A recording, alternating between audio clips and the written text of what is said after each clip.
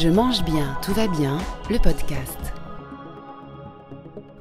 Inspirez, le pied gauche remis au pied droit, ouvrez le pied droit, expire, pied gauche devant.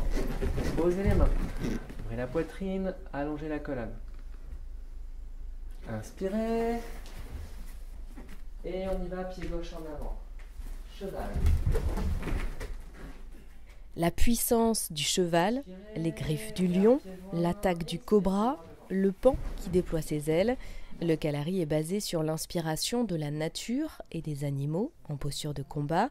Au total, ils sont 9, l'éléphant, le cheval, le lion, le poisson, le chat, le cobra, le sanglier et le coq. Un enchaînement, une chorégraphie ancestrale à apprendre pas à pas. Mai signifie le corps, Payat signifie l'entraînement. Ok, donc l'entraînement du corps ici se traduit par un enchaînement d'animaux, de gestes d'autodéfense, okay, le tout servant à exercer l'endurance, la souplesse, la coordination.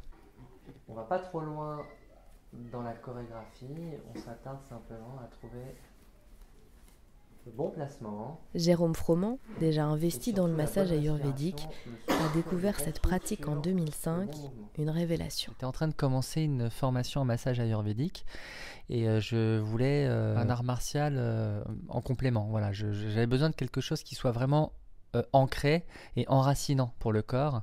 Voilà, je pense que j'avais rendez-vous en fait avec ça. Ça a apporté un équilibre, un bien-être, un dépassement de soi, une source de puissance, de prise de confiance, de bien-être énorme dans mon corps, une ouverture très forte en fait, qui m'a ouvert à de nouvelles sensations. J'en ai transformé mon alimentation, j'ai arrêté le tabac à cette époque. Puis cette pratique a été d'autant plus intéressante et fondamentale pour moi que elle a commencé à peu près en même temps que j'ai débuté cette formation de massage ayurvédique. Donc du coup, comme le Kalari Payat est relié à l'Ayurveda, comme il y a des liens assez étroits entre ces deux arts millénaires en fait, qui font partie de la même philosophie. À l'époque, les arts martiaux, le yoga, la méditation n'étaient pas séparés.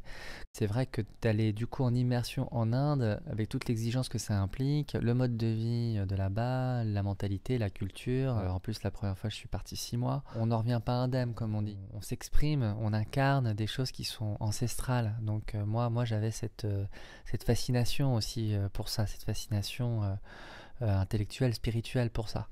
Je ne me serais pas vu faire un cours de sport banal sans qu'il y ait d'histoire derrière. Donc là, il y avait une histoire, il y avait une cohérence, il y avait une philosophie de santé. Une histoire, une cohérence, une dimension spirituelle que l'on retrouve dans les cours.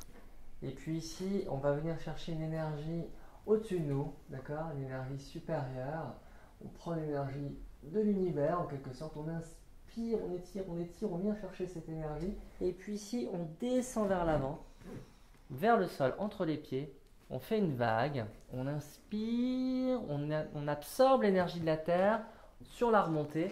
Et on expire ici dans l'étirement, les genoux sont ouverts, d'accord.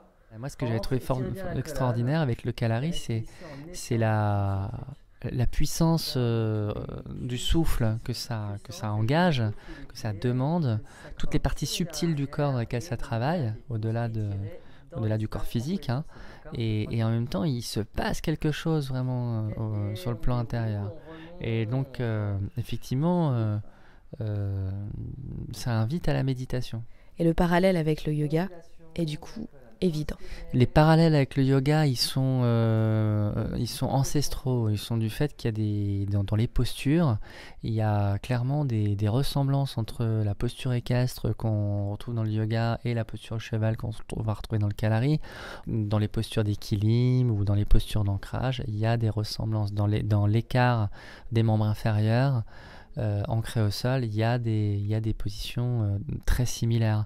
Je pense notamment dans les Trikonasana, par exemple, les postures triangulaires en yoga. Voilà, il y a cette position de jambe aussi dans le Kalari. Donc je ne sais pas comment à l'époque, les sages de l'époque se sont concertés entre eux pour et qui a influencé qui en premier, parce que l'histoire se perd dans la nuit des temps, hein, mais les rishis, de toute façon, les grands sages de l'Inde étaient des yogis, étaient des méditants, et puis les premiers combattants étaient des moines, donc des moines bouddhistes. C'est comme ça que le Kalaripayattu a commencé. Donc de toute façon, c'était des êtres qui méditaient. Ils méditaient, et puis de la méditation, ils ont fortifié leur esprit par l'apprentissage martial de l'autodéfense, mais ça s'est pas fait sans se connecter aux éléments autour de soi, en ayant une connaissance de l'univers, une connaissance c'est de là qu'est partie l'histoire des arts martiaux. C'est bien loin des sports de combat que c'est devenu aujourd'hui. Ok, ça marche. Tout le monde y est. Inspirez, cherchez de l'énergie ici en faisant une brasse, d'accord, une vague avec les bras. Et les mains ici passent par les hanches, on souffle.